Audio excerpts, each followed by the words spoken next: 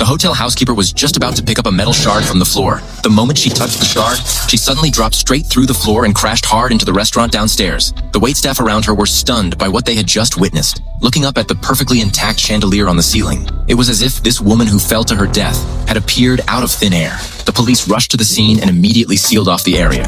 They discovered that piece of metal hovering above the floor. The police instantly realized that this shard was not something from Earth. After locking onto the shard with specialized instruments, the shard temporarily lost its levitation properties. The police then used tools to pick it up from the ground, sealed it inside an isolation container and took it out of the hotel. However, before they could figure out what had happened there, 2 agents received a new report. A woman's corpse was floating above a farm. Brian reached out to feel around the body and found nothing unusual in the air around it. It was obvious that this woman's corpse had inherited the mysterious shard's ability to float.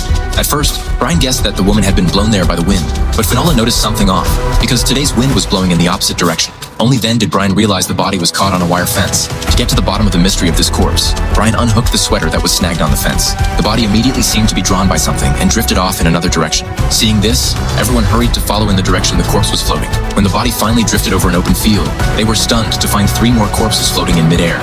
The horrifying sight in front of them left everyone at the scene completely shocked. To quickly uncover the truth, they brought all of the bodies back to the lab.